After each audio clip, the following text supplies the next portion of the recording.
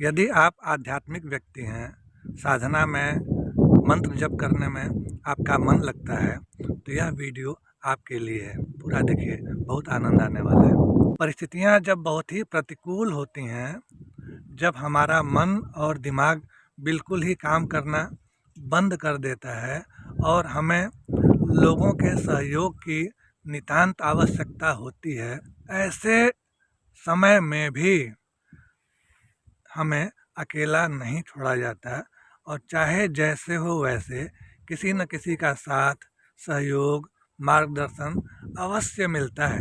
यह हमारा व्यक्तिगत अनुभव है। हमारे जीवन में अनेक ऐसे क्षण आए हैं, क्योंकि बचपन से ही हमें सिखाया गया है कि अगर तुम वहाँ नहीं जाओगे तो तुम्हारे पास कौन आएगा।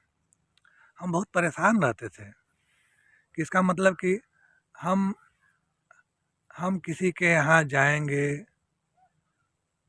तब कोई हमारे यहाँ आएगा, हम किसी के घर शादी में जाएंगे तब हमारे घर कोई शादी में आएगा, हम किसी के घर किसी फंक्शन में जाएंगे तब कोई हमारे घर आएगा, हम किसी के मुसीबत में काम आएंगे तब कोई हमारे मुसीबत में काम आएगा।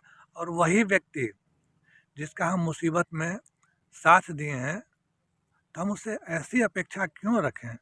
साधना करते वक्त हम हमेशा ही यही सोचा करते थे कि हम राह चलते किसी अनजान और अपरिचित व्यक्ति का सहायता कर देंगे, तो वो कैसे जानेगा कि हम उसकी सहायता किए, और वो कहाँ से हमको खोज पाएगा।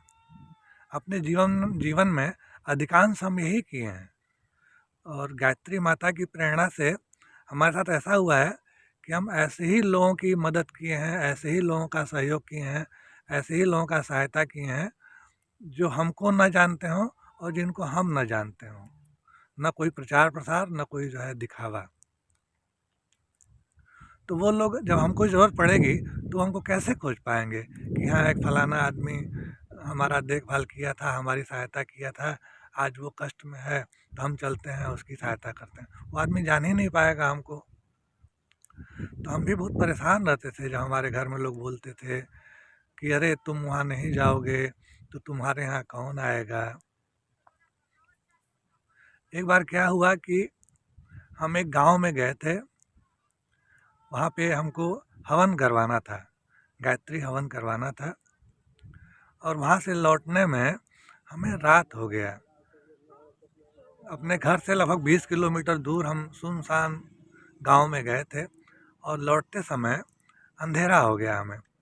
रात के लगभग 10 बज गए, और रात के 10 बजे बिल्कुल रास्ता सुनसान और खाली हो जाता है। और अचानक से हमारे मोटरसाइकिल के सामने कोई जानवर, सियार या कुत्ता आया, और हमको लगा कि वो रास्ता पार कर जाएगा, लेकिन वो रास्ता हमारे मोटरसाइकिल के आगे ही रुक गया और हमारी मोटरसाइकिल उससे टकरा गई, और परिणाम क्या हुआ कि हम गिर गए। और हमको पूरी तरह से याद है कि पूरा रास्ता सुनसान था। जिस जगह पर हम गिरे थे वह जगह बिल्कुल ही सुनसान थी, और उस जगह पर भी पता नहीं कैसे 20-25 लोगों का भीड़ रात में हमको उठाने के लिए आया। हमारा मोटरसाइकिल उठाया, हमको उठाया। हमें चोट लगा था, लेकिन चोट उतना ही था कि हम फिर से मोटरसाइकिल चला सकें। तो फिर से हम मोटरसाइकिल चलाते हुए और वापस अपने घर आए। लेकिन हम बहुत आश्चर्य किए कि इतने सारे लोग इतनी रात में आए कहाँ से। हमारे पिताजी बीमार चल रहे थे, और हम अक्सर ये सोचा करते थे कि जिस दिन हमारे पिताजी नहीं रहेंगे तो हम 4 कंधों का व्यवस्था कैसे करेंगे। हमेशा ये सोचते थे कहाँ से लोगों को बुलाएंगे जो सारा काम जो है अंत समय वाला उनका करेंगे। जब पिताजी बीमारी की अवस्था में थे तो हमारे दिमाग में ये चला करता था, और अचानक से हमारे पिताजी चले गए, और आश्चर्य कि ऐसे ऐसे लोग आए कि हम कल्पना भी नहीं किए थे कि नहीं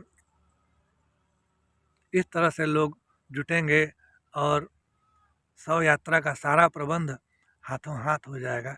इस चीज़ की हम कल्पना नहीं किए थे, क्योंकि हम अपने जान पहचान के लोगों में बहुत कम शामिल हुए थे। और सामाजिक व्यवस्थाओं को अगर देखा जाए तो यही निष्कर्ष निकलता है कि जब हम कहीं गए नहीं तो हमारे यहाँ कौन आएगा। लेकिन हम यह महसूस किए कि नहीं, कोई आए ना आए, गायत्री माता अवश्य आएंगी और व्यक्तियों का सहारा, व्यक्तियों के रूप में, किसी के भी रूप में, किसी को भी प्रेरित करके वो ज़रूर भेजेंगी। और हुआ ऐसा ही। कुछ गायों की हम सेवा करते हैं तो गायें जब तक चल रही हैं, फिर रही हैं, तब तक तो ठीक है।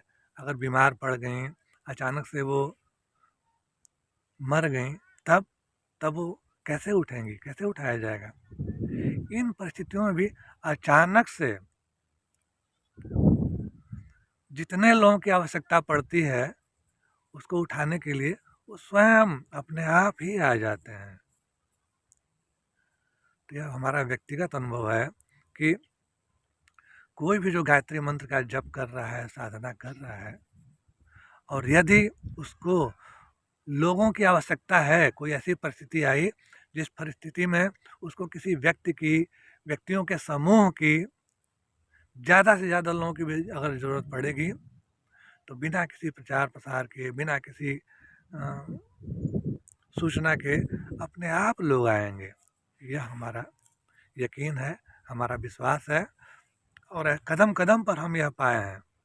जैसे हमारा तबीयत खराब हो गया, तबीयत खराब हुआ तो एक ऐसा क्रम बना कि करते करते हम ऐसे डॉक्टर के पास पहुंच गए अपने आप, जिनके इलाज से हम पूरी तरह से स्वस्थ हो गए। एक बार तो हमारा पैर ही टूट गया था रात में 12 बजे, और रात में 12 बजे हमको कोई ना कोई उठाने वाला मिला और हम घर आए।